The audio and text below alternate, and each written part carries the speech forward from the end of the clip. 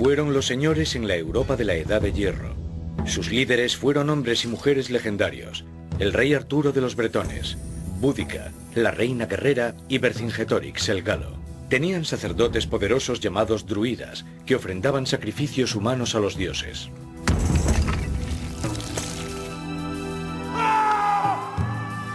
Fueron sanguinarios cazadores de cabezas, que entraban desnudos en batalla enfrentándose a lanzas y armaduras. Pero todo acabaría trágicamente, y su cultura vibrante desaparecería de Europa. Fueron empujados a las franjas costeras del Atlántico por las legiones romanas. Se convirtieron en las eternas víctimas, los románticos perdedores de la historia. Sin embargo, 2000 años más tarde, su carácter sigue hechizándonos. Fueron el pueblo que nosotros hemos llamado los celtas. Los celtas.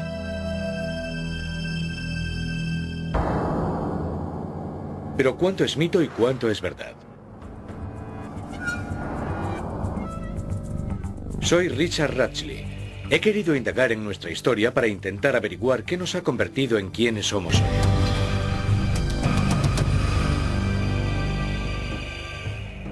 Tras 2000 años, el mítico mundo celta sigue cautivando la imaginación popular. Pero parece que muy poca gente comprende quiénes fueron en realidad los celtas y cuál ha sido su verdadero legado. Si hiciéramos esta pregunta, probablemente la mayoría de la gente diría que los celtas poblaron Irlanda, Escocia y Gales. Sus descendientes serían esas personas que podemos ver participando en los deportes tradicionales de las tierras altas escocesas. ¿Eres celta? Sí. Una respuesta sencilla. Sí. Me considero escocés. Hay celtas en todas las naciones donde existen clanes.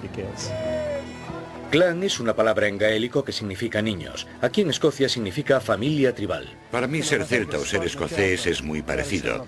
Aunque creo que hay celtas en Gales y en Irlanda también, ¿verdad? No podría definir lo que es ser celta, pero puedo asegurar que los galeses somos un pueblo muy orgulloso. Por eso llevo este kilt de San David. Nos sentimos orgullosos de nuestra lengua y defenderemos nuestra cultura ahora y en el futuro. De modo que los celtas son personas que viven en las costas de las islas británicas. Son pelirrojos, llevan faldas con el diseño tartán y hablan una lengua celta como el galés o el gaélico. También piensan que son la base de una tradición celta, no la escocesa ni la galesa, sino la británica. Estas druidas modernas no arrastran troncos ni llevan faldas tartán, pero se dirigen a celebrar el equinoccio de otoño.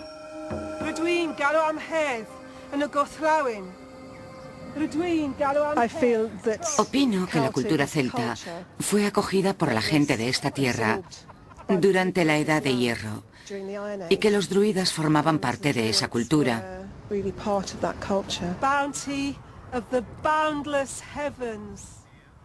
Aquí se tiene la creencia de que nuestra herencia celta británica es pagana y esencialmente espiritual.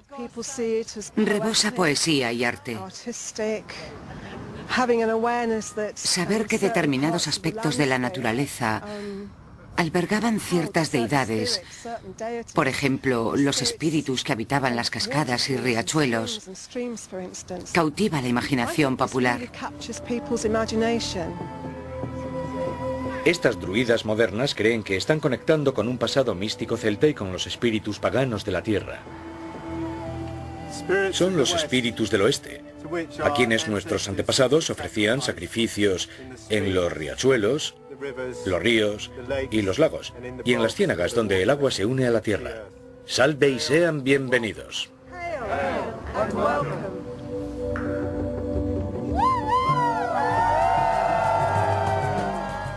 No tan deprisa. En vez de conformarnos con la idea de que los celtas no eran más que unos paganos, no pasemos por alto el factor X. En Irlanda, posiblemente el sitio que asociamos más con los celtas, hay todo un legado celta de otro tipo. No es pagano, sino cristiano. Este tesoro de incalculable valor encerrado bajo llave en el Trinity College de Dublín proclama su identidad celta. En la primera planta está el Long Room, la sala larga que alberga uno de los objetos más hermosos y valiosos de la temprana era cristiana. Se le conoce como el Libro de Kells, que es básicamente una transcripción de los 4 evangelios y que está ricamente decorado con motivos ornamentales en el estilo celta. Una obra de los monjes irlandeses del siglo IX, la belleza del Libro de Kells sigue siendo capaz de sobrecogernos. Sus espirales y nudos entrelazados definen la esencia del estilo que hoy reconocemos como arte celta. Es un estilo tan familiar que ha llegado a ser representativo de todo lo celta, adornando mantelerías y bisutería en todo el mundo.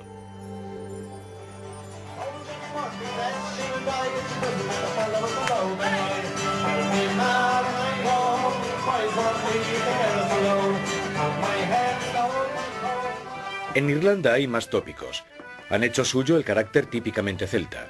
Se reconoce en su hospitalidad, su afición por la bebida y por la música, y por ser conversadores natos.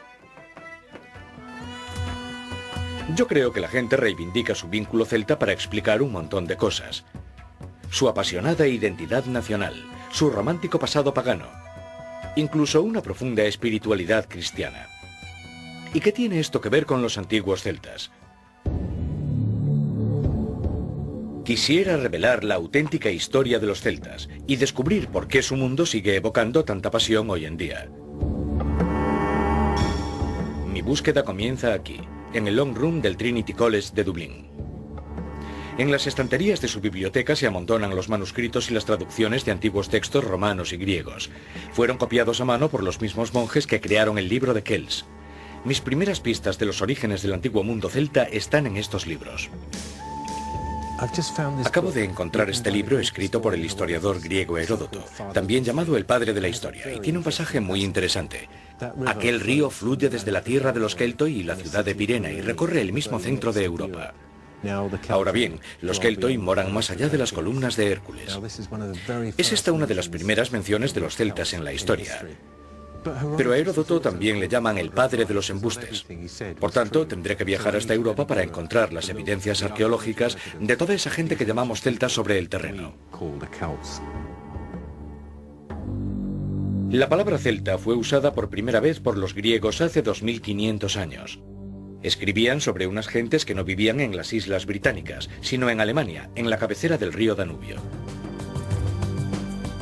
Para destapar la historia secreta del mundo celta, embarcaré en un viaje épico de 6.500 kilómetros.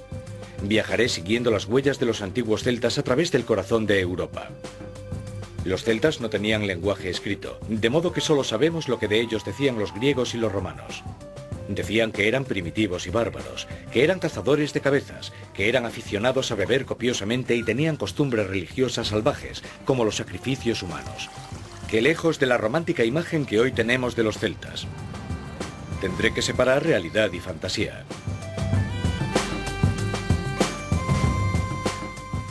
Pero mi viaje para encontrarlos no comienza en Gales o Irlanda, sino en Centroeuropa. Tengo que retroceder 2500 años, a la época en la que los celtas fueron los dueños de Europa. Los romanos describían a los celtas como guerreros y bárbaros, pero los griegos fueron los primeros que escribieron sobre ellos en el siglo VI a.C. Escribieron sobre un pueblo llamado los Keltoi, que habitaban un lugar llamado Pirena, subiendo el curso del río Danubio. He venido hasta el corazón de Alemania. Estoy en un lugar que los arqueólogos llevan 20 años intentando excavar.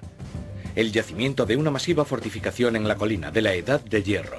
Se llama el Hoyneburg y fue ocupada en el siglo VI a.C., coincidiendo con la Grecia antigua. Hoyneburg no parece el hogar de una tribu de bárbaros. Es un enorme asentamiento amurallado. Esta reconstrucción es solo una parte mínima del original, pero está en el sitio exacto para ser Pirena. La ubicación de Hoyneburg no es la única evidencia. La construcción original de las murallas es única y demuestra que esta gente estaba en contacto con los griegos. El estilo de la construcción la convierte en realidad en una muralla griega. No sabemos si los celtas levantaron la muralla o si tenían canteros griegos para hacer el trabajo, los planos y la construcción. Me estás diciendo que estos celtas imitaban las técnicas griegas de construcción. Sí, las imitaban. O tal vez contaban con canteros griegos que levantaron la muralla en este lugar. De modo que este fue el lugar. Quizá fue construido por griegos. Parece que hay suficientes datos que demuestran que este es el sitio. Sí, esto es Pirena. La agricultura creó la riqueza necesaria para poder importar artículos de lujo de Grecia hacia estas jefaturas. No hay señales de guerra en Hoineburg. Las murallas masivas no se hicieron para defenderse. Estaban pintadas de blanco, lo que las haría visibles en muchos kilómetros. Eran un símbolo de estatus. Después de 2000 años siguen en pie. Sí. Los trabajos en el yacimiento desentierran más evidencias del comercio que se mantenía con el mundo griego. ¿Qué te hace pensar que este es el lugar del que habló Heródoto en su libro? Porque es una fortificación en la colina y hemos hallado objetos griegos. Tenemos cerámica griega y ánforas que fueron importadas desde aquí. Hay restos de cerámica griega importada directamente de Atenas. La Grecia clásica era una rica sociedad consumista, y los bárbaros del norte tenían abundantes materias primas. También tenemos pruebas de que fabricaban textiles en este asentamiento. Hemos hallado muchos objetos. Se usaban para hilar. Sí. Los celtas intercambiaban tejidos y productos manufacturados por artículos de lujo que importaban de Grecia. Para ellos, nada era más importante que el vino. También tenemos joyas, como un brazalete de bronce. Estos objetos fueron fabricados en este lugar. Lejos de ser el hogar de unos bárbaros, esta antigua ciudad celta era un hervidero de actividad industrial. Se fabricaban textiles, se cocía cerámica y se fundía y trabajaba orfebrería de primera calidad. ¿Por qué eligieron esta ubicación en particular? Creo que por estar situada cerca del Danubio. El río Danubio es una arteria de comercio importante porque atraviesa Europa. De modo que los celtas eran intermediarios. Y el Danubio fue la autovía de la prehistoria. Así es. Los griegos fueron los primeros en emplear la palabra celta para describir muchas de las tribus de los bárbaros del norte. Es bastante improbable que la mayoría se refiriesen a sí mismos de esta manera. El nombre celta se usaba de la misma forma en que se usaba indio para referirse a todas las tribus nativas de Norteamérica. Pero ¿qué tipo de gente eran realmente? Para averiguarlo, he viajado al cementerio más espectacular de este temprano período celta. En 1978 se descubrió algo sorprendente bajo un campo a 160 kilómetros al norte de Hoineburg, a las afueras de una ciudad llamada Hogdov.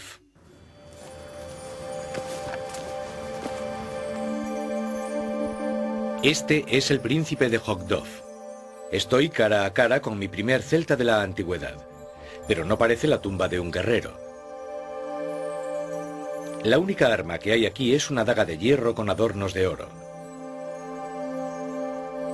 El príncipe celta ha sido colocado cómodamente sobre un reclinatorio de bronce de estilo griego y cubierto con pieles y con telas. Alrededor de su cuello lleva un torque de oro y sobre su cabeza un extraño gorro cónico de corteza de abedul. Por doquier hay ostentación de inmensa riqueza y poder. Una carroza adornada de 4 ruedas fue cargada con alimentos y bebidas. En un rincón había una enorme vasija griega con capacidad para 300 litros de vino. Este príncipe se tomaba muy en serio su vida social.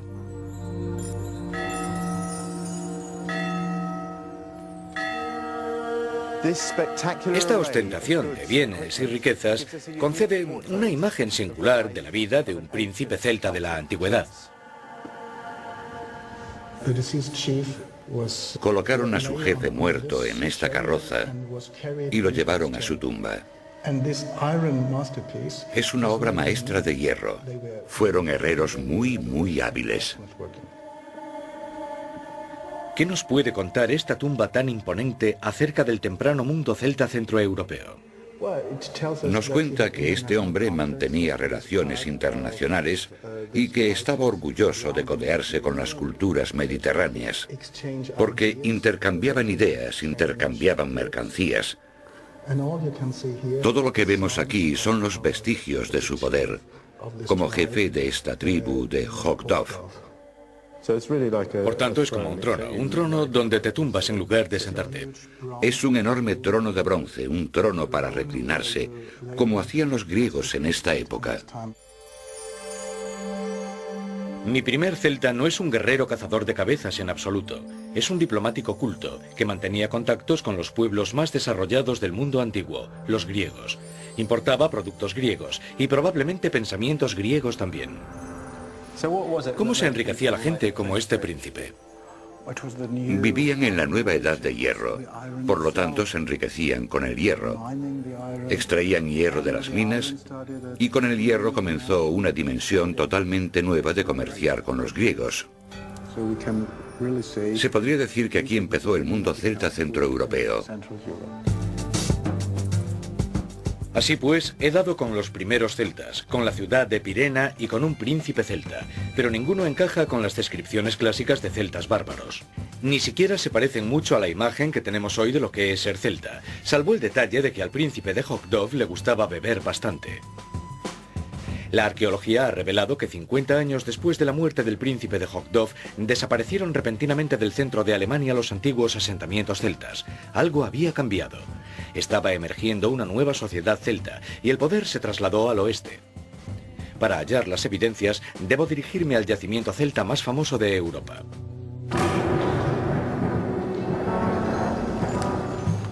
Estoy a orillas del lago Neuchâtel, en Suiza. Hoy es un complejo turístico, pero hace más de 2000 años era un lugar para ofrendas y sacrificios rituales.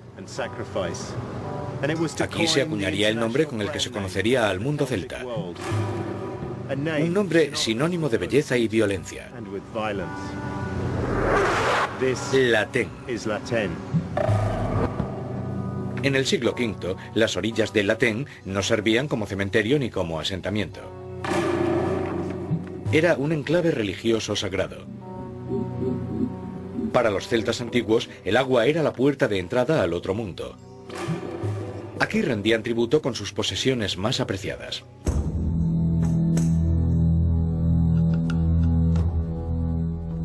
En 1857, un arqueólogo suizo tropezó con un formidable botín de ofrendas celtas preservadas en el lecho fangoso del lago.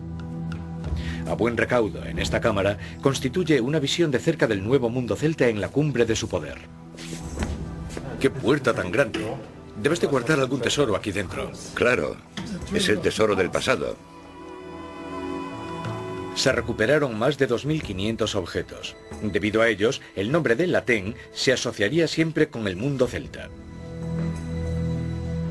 Así que todo esto es del Latén. Sí, procede todo del yacimiento de Latén. Hay cientos de piezas de hierro y herramientas de madera. ¿Este es un escudo típico de Latén? Sí, es un escudo típicamente Latén. ¿Puedo cogerlo? Sí, sujétalo con cuidado. Es sorprendente pensar que podemos sujetar esto hoy. Lo más asombroso es que los objetos de Latén no hubiesen sido rotos o destruidos. ¿La espada seguía metida en su vaina? Sí, y estaba como nueva. Lo más llamativo de esta nueva cultura celta fue la descomunal cantidad de armamento, finamente adornado con un estilo artístico distintivo. Puedes apreciar los ricos adornos. Los adornos de esta zona son muy ricos. Tantos motivos en espiral, ¿es el estilo típico de Latén? Sí, claro. Las líneas curvadas. Los hallazgos de Latén marcan el comienzo de los adornos en espiral tan característicos del arte celta. Los motivos ornamentales mágicos y simbólicos con animales y plantas y los diseños en espiral definirían el arte celta en todo el mundo durante siglos. Sorprende que una sociedad sin escritura fuera capaz de producir obras de arte tan geométricamente complejas. Pero el lecho del lago de Latén aportó otros hallazgos más macabros. Entre los escudos y las espadas se hallaron evidencias de sacrificios humanos. Hemos encontrado una serie de cráneos y nos preguntamos si estas personas habían muerto a causa de un accidente o si habían sido sacrificadas. Uno de los que encontramos en el yacimiento de Latén del siglo XIX llevaba una soga. Así que sabéis que la gente fue sacrificada, o por lo menos ejecutada. Digamos que habían tenido algún problemilla. Problemilla, eso es un problemón. Los sacrificios humanos y las ofrendas rituales iban de la mano en esta nueva cultura guerrera. Empiezo a reconocer rasgos celtas o galos, como los llamaban los romanos. Fueron tribus de guerreros muy ambiciosos y viajeros, y Europa estaba a punto de caramelo. La arqueología ha demostrado que en el siglo IV a.C. la cultura celta se había extendido rápidamente desde Centroeuropa, adentrándose en los Balcanes, Italia y por el oeste, España y Francia. Quiero saborear esta cultura guerrera. Así que he venido a conocer a un grupo de arqueólogos alemanes cuya misión es devolver el mundo celta a la vida, con tanto realismo como sea posible. Aquí tienes tu cota de malla, Richard. Este estaba en lo alto del santuario. Debe haber sido el patriarca. Lo primero que debo hacer es disfrazarme como un auténtico guerrero celta. ¿Puedo escoger?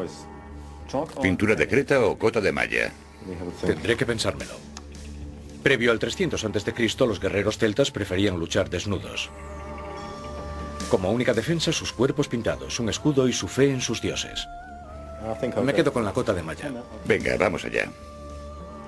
El objeto más importante del guerrero celta era el torque. Era la señal inequívoca de su nobleza como celta. Te queda muy bien. Esto es para hacer ostentación.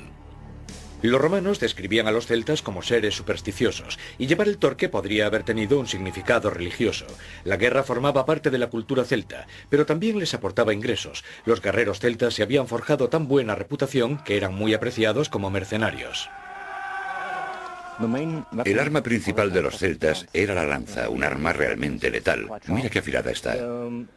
Las armas defensivas más importantes eran sus grandes escudos. ¿Eran capaces de resistir a una lanza? Una lanza no puede atravesarlo.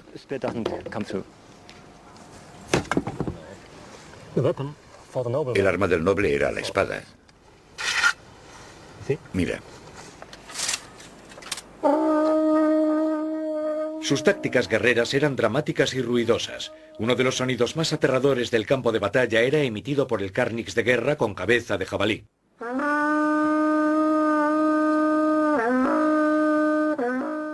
Sonaban decenas de estas trompetas de guerra para infundir temor en el enemigo. Es una guerra psicológica. Primero que se rían y luego los matas.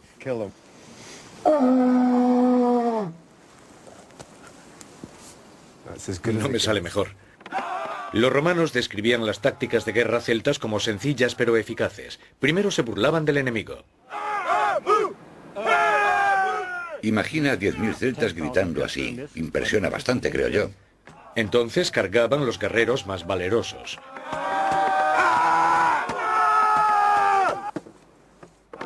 Todo el batallón se lanzaba contra el enemigo.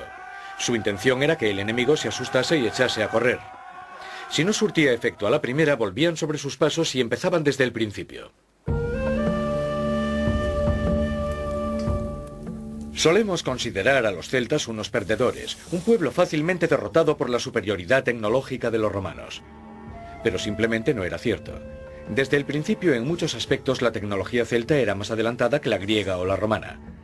La cota de malla que llevo puesta fue inventada por los celtas en el siglo IV a.C., y el uso de clavos de hierro revolucionó las técnicas de la construcción naval celta.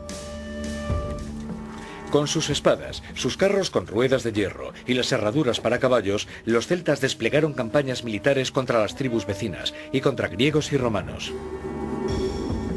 En el 390 a.C., las tribus celtas llegaron a saquear una ciudad en expansión llamada Roma. Golpea más fuerte. Los romanos plagiaron muchas ideas celtas, pero había una costumbre que les horrorizaba: la caza de cabezas. Me llevaré esto a Inglaterra. Los romanos decían que los celtas guardaban las cabezas humanas como trofeos y como ofrendas a los dioses. Se halló un sepulcro celta como este en el sur de Francia. De modo que es un sepulcro. Pero para la gente de hoy en día es un escándalo que los cráneos formen parte de la religión. ¿Qué significa? Tal vez la caza de cabezas fuese una costumbre religiosa entre los celtas. Durante las guerras decapitaban a sus enemigos y llevaban sus cabezas de vuelta con ellos. Construían casas especiales y las metían dentro. Como si fueran trofeos, ornamentos. Como trofeos, sí. Ahora toca este torque y sentirás el espíritu de las costumbres celtas. Gracias. Los primeros celtas eran mucho más que simples bárbaros. Tenían adelantos tecnológicos, eran ricos y poderosos. Su cultura compleja se extendía desde España a Turquía. Pero lo que yo quisiera saber es, ¿los celtas merecían su fama de bárbaros o solo era propaganda romana? Para encontrar la evidencia, he viajado hasta el norte de Francia, a los campos de batalla del Somme. Aquí el paisaje está salpicado con los huesos de miles de soldados desconocidos de la Primera Guerra Mundial. Durante aquel conflicto, los soldados que abrían trincheras en Ribemont tropezaron con los restos de un conflicto mucho más antiguo. Encontraron los huesos de hombres con edades comprendidas entre los 15 y los 40 años. Todos tenían evidentes señales de violencia. Habían desenterrado un monumento de guerra celta. En ese lugar se había librado una batalla en la que habían luchado miles de guerreros, y muchos habían muerto. No era un cementerio cualquiera.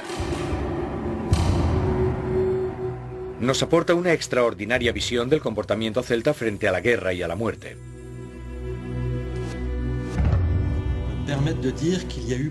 Podemos afirmar que murieron cientos de guerreros. Murieron unos 500. Fue una batalla colosal. La batalla, que se libró alrededor del 200 a.C., enfrentó a dos tribus celtas. Los guerreros derrotados eran de una tribu bretona llamada los armoricanos. Los guerreros victoriosos fueron los ambiens, es decir, una tribu belga. En el siglo III a.C., las tribus celtas europeas mantenían luchas internas por el territorio. A pesar de su cultura celta en común, era bastante más probable que estuviesen luchando entre sí que cooperando. Hay cientos de guerreros muertos aquí, tanto vencedores como vencidos. Pero falta algo, no hay cabezas. No hay ni un solo cráneo entre los miles de huesos. ¿Será la evidencia de que lo que decían los romanos acerca de las decapitaciones era cierto? En Ribemont tenemos algunas vértebras con las marcas producidas por cortes de cuchillo. Demuestra que hubo decapitaciones. En Ribemont no quedan cráneos porque todos fueron llevados de vuelta a los poblados de los vencedores como trofeos o recuerdos. Lo que desconcertaba a los arqueólogos no eran solo las decapitaciones, sino la manera tan curiosa en que los huesos estaban esparcidos por el suelo. Se había practicado un ritual después de decapitar los cadáveres. Fueron transportados desde el campo de batalla y exhibidos sin enterrar durante varios años como un trofeo de guerra celta. Los cadáveres decapitados de los vencidos fueron colgados de postes junto a sus armas. Cuando se habían descompuesto y los restos caían al suelo, sus huesos eran triturados y quemados. Los cadáveres de los vencedores recibían otro trato. Sus huesos eran amontonados en orden, construyendo un altar. Pensamos que estas construcciones representan en cierta manera un sepulcro que construían cruzando huesos humanos. Luego las cenizas de los cadáveres de los guerreros derrotados se colocaban en el centro del altar para honrar a sus dioses. No es extraño que estas prácticas salvajes horrorizaran a los romanos, pero para los celtas todo tenía sentido. No creo que los celtas fueran ni salvajes ni bárbaros, sino todo lo contrario. Los celtas eran muy religiosos. Los restos de sus enemigos eran tratados con el mismo respeto religioso con el que eran tratados los cadáveres de sus propios guerreros.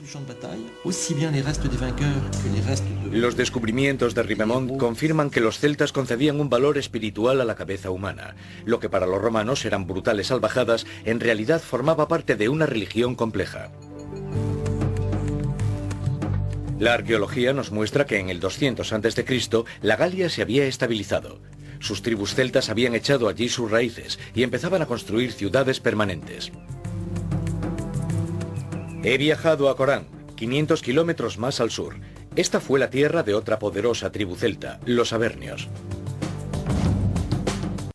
Las excavaciones aquí muestran evidencias de una cultura muy compleja. Era una sociedad aún obsesionada con realizar sacrificios humanos, aunque empezaban los enredos del poder y de la política.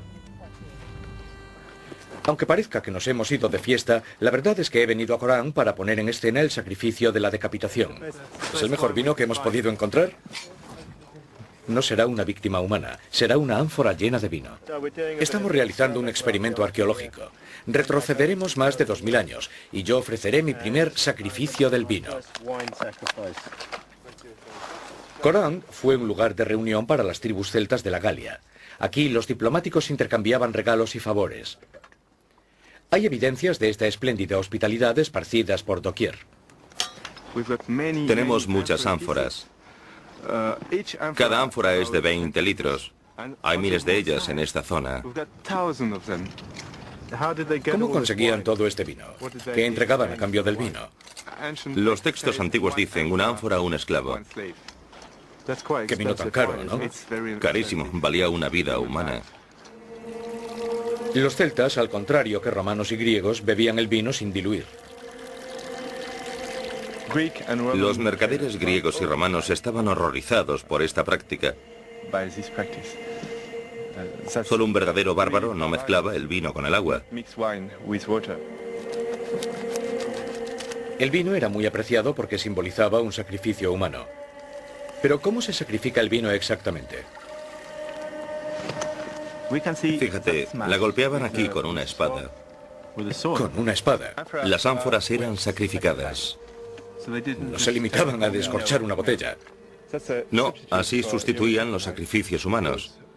Cuando se decapita el ánfora, el vino mana como sangre de animal o sangre humana.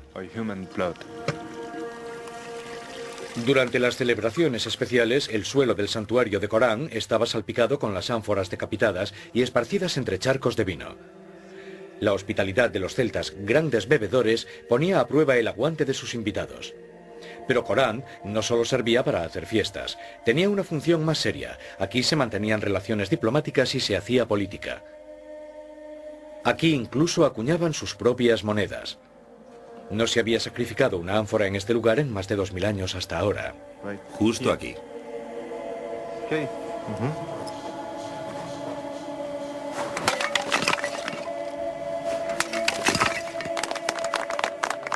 Tomaos un vino. En el mundo celta nada es lo que parece.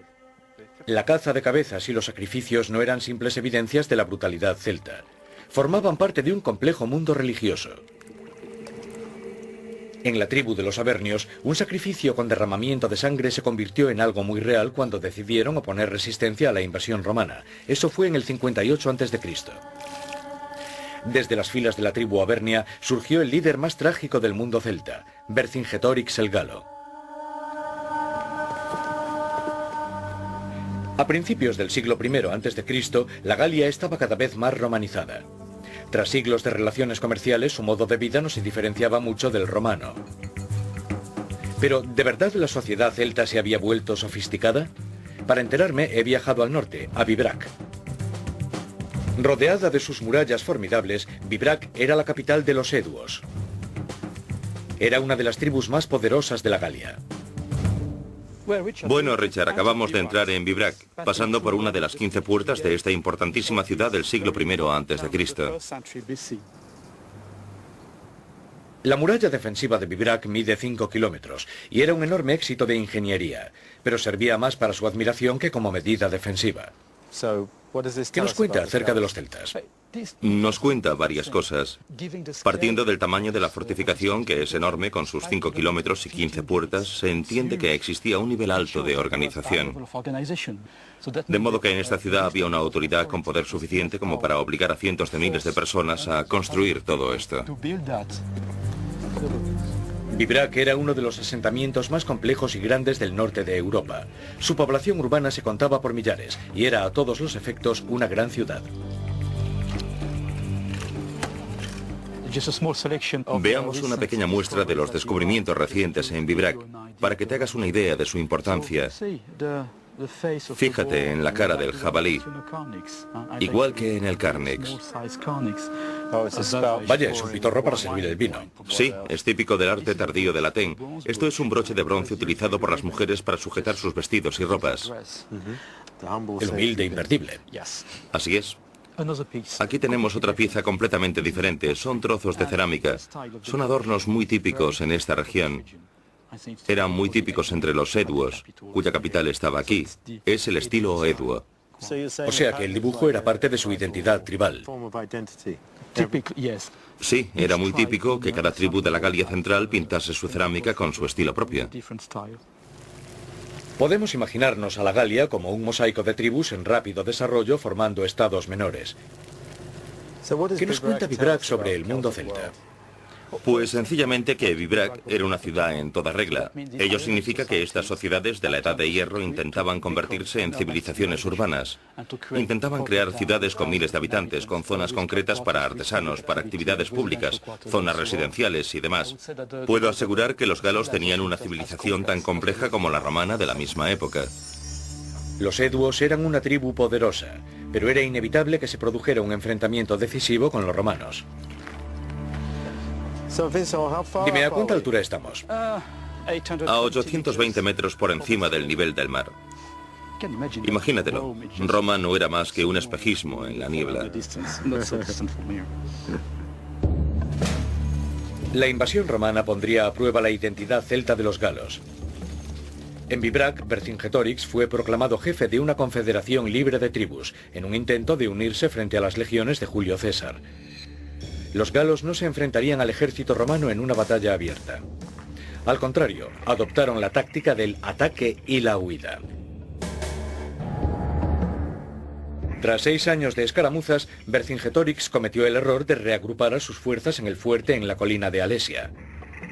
Aquí es donde César se enfrentaría a las tribus celtas en el 52 a.C. Hoy, de Alesia solo quedan las ruinas de la ciudad que posteriormente fue romana. Sin embargo, los vencedores dejaron una pista de cómo trataron a los vencidos.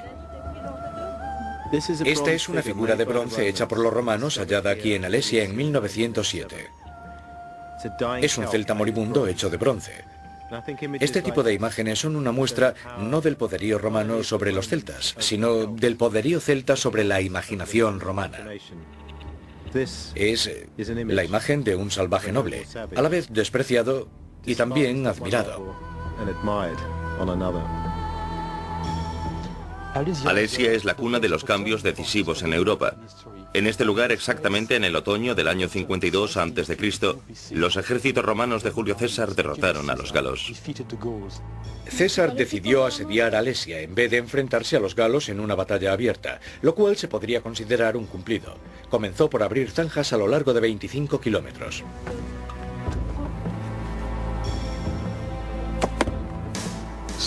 Vercingetorix estaba atrapado a este lado, en la cima de una colina junto a sus tropas. Decenas de miles de hombres. Las tropas romanas construyeron un círculo fortificado alrededor de la colina, en las laderas que tenemos justo detrás. Vercingetorix solicitó refuerzos, pero César estableció otra línea defensiva para evitar un contraataque de los celtas.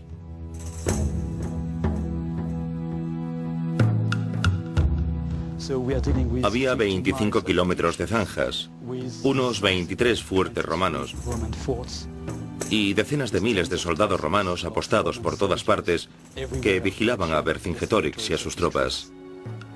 Finalmente llegó el momento de la verdad. 250.000 de galos acudieron en ayuda de sus primos tribales.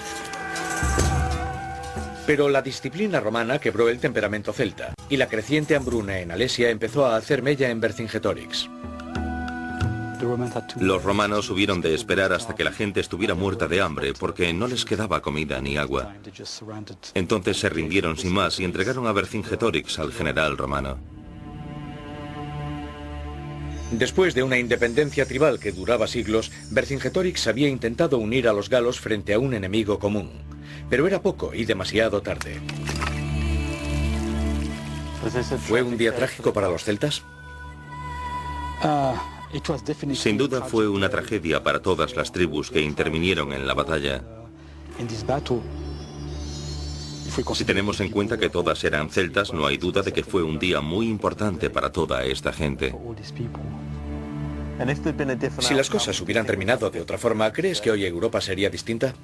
Desde el punto de vista moderno, está claro que de no haber existido esta batalla, la historia habría sido muy diferente. Si los galos hubiesen ganado, quién sabe cómo habría sido una Europa celta. Han transcurrido 2000 años y el mito romántico de lo que pudo haber sido sigue profundamente vigente en Francia. Los monumentos militares no son nada raros, pero esta estatua es diferente porque Vercingetorix perdió.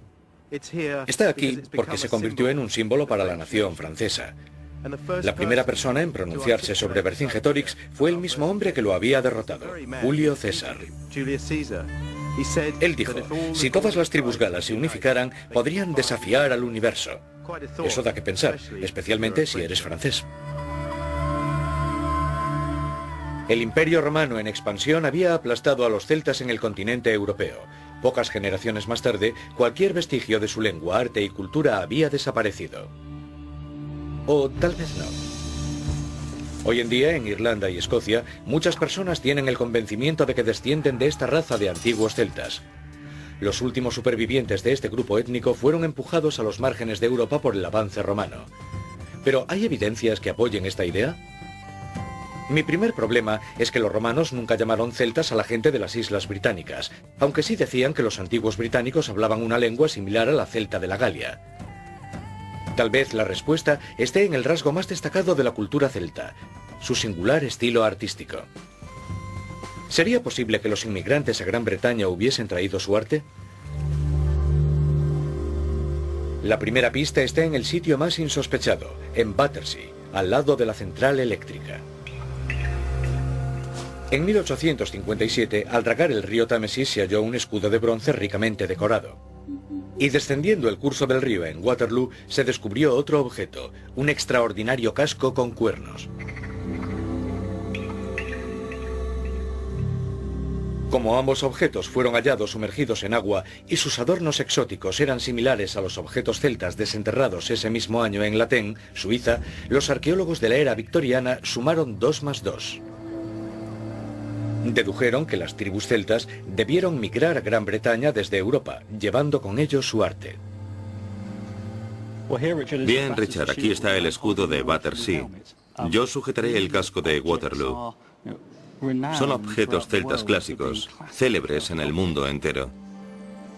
Son piezas realmente extraordinarias, ¿verdad? Son piezas extraordinarias y también increíblemente elaboradas. ¿Por qué este tipo de arte tenía tanta importancia? Se convirtió en un lenguaje internacional asociado con el prestigio de la élite de toda Europa. Estos objetos tan asombrosos dan el pego, pero no son lo que parecen. Nosotros lo llamaríamos casco, y a esto escudo, pero ni lo uno ni lo otro servían para una batalla. El escudo era para adornar, era un objeto de decoración. Y esto no es un casco en realidad, sino posiblemente parte de un atuendo ceremonial. Por lo tanto, se llevaba en la cabeza como un gorro de fiesta. Me están entrando ganas de irme de fiesta. No me queda la menor duda de que son obras maestras del arte celta. Pero los expertos actuales no están muy convencidos por la idea victoriana de que fueron transportados a Gran Bretaña por los celtas del continente.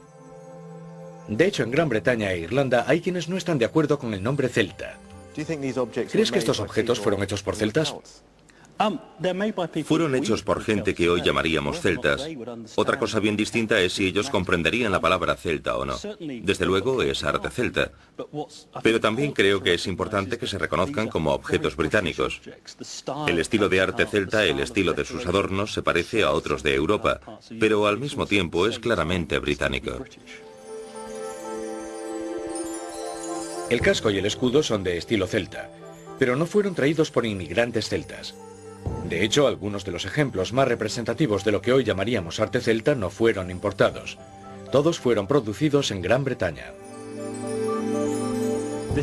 Este es el gran torque de Snettisham. es una de las piezas de la orfebrería prehistórica más asombrosas de Europa. Estos objetos demuestran que el estilo artístico de los celtas continentales era muy conocido en Gran Bretaña y fue adaptado a los gustos locales. Los objetos no demuestran que ni ellos ni la gente que los elaboraba y usaba hubiese llegado del continente europeo. Por sí solo, el arte no es una prueba de que las tribus celtas se trasladaran aquí. Para comprobar este punto necesito otro tipo de evidencias. Tal vez encuentre lo que ando buscando en Yorkshire, en un lugar llamado Wetwang. En 1984, al excavar en una gravera, un trabajador desenterró el primero de una serie de hallazgos intrigantes que sugieren la presencia de migraciones celtas. Había gente enterrada con carrozas. Este es el Valle de Walls. Aquí se han encontrado más carrozas que en prácticamente ninguna otra parte. De los 15 sepulcros conteniendo carrozas que se han desenterrado en los últimos 200 años, todos menos 2 han sido encontrados en los Walls. Extraño, ¿no? Muy extraño. Los cementerios con carrozas son casi desconocidos en Gran Bretaña, pero fueron una tradición antigua entre las tribus celtas en Europa. Como ejemplo, el sepulcro con la carroza de 4 ruedas de Hochdorf, en Alemania. Este es el lugar donde ocurrió. Solo en este valle de Yorkshire se han descubierto 13 carrozas. Encontraron 3 seguidas en 1984. A este lado había un chaval joven junto con su carroza, su escudo y su espada. En el centro una mujer, y a continuación estaba el segundo hombre. La tumba de la mujer era la mejor conservada. Ella estaba tumbada sobre su costado, como si se hubiese caído de una bicicleta. Solemos imaginarnos a Boudica montada en su carroza durante una guerra. ¿Eran para eso las carrozas o tenían otras funciones también? Podían usarse para lo que quisieran, y cuando no había guerra seguramente no las tendrían guardadas. Enterrada junto a la mujer y su carroza había una colección extraordinaria de objetos personales, un espejo, arneses para caballos y sus mejores galas decoradas con el característico estilo celta. Al igual que el escudo de Battersea, los objetos enterrados fueron hechos en Gran Bretaña, del mismo modo que la carroza. Usando los fragmentos de los datos arqueológicos, la carroza de Wetwang ha sido resucitada. Es agradable verla en todo su esplendor, como fue entonces. Maravilloso, sí. En la tumba donde una vez estuvo se aprecia su contorno rectangular. Ahora es algo así como una carroza fantasma. Abundaban las carrozas de este tipo en Gran Bretaña. Las usaban para la guerra y como medio de transporte, pero los enterramientos con carrozas eran únicos. ¿Será la prueba de que hubo una tribu de celtas guerreros que vino de Europa para establecerse trayendo sus costumbres extranjeras? Sí, podría sugerir que las ideas llegaron del continente, porque sabemos que muchas cosas halladas aquí coinciden con otras halladas en Centroeuropa y Europa Occidental. Lo que más me intriga es que los romanos llamasen Parisi a esta tribu local. París recibió su nombre de una tribu europea llamada Parisi. Ambas tribus enterraban a sus muertos con sus carrozas. ¿Sería la misma gente? Debió existir alguna relación entre ellos. De todas formas, la pregunta es si este pueblo había llegado hasta aquí desde el continente. ¿Quién sabe? ¿Eran celtas? Yo no diría celtas. En todo caso, los llamados celtas.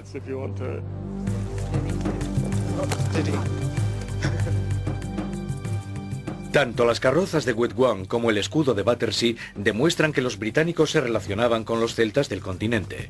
Algunos podrían haberse establecido en el sur de Inglaterra y Yorkshire, pero no hay evidencias en Inglaterra para demostrar que llegaron suficientes celtas como para echar a los habitantes locales.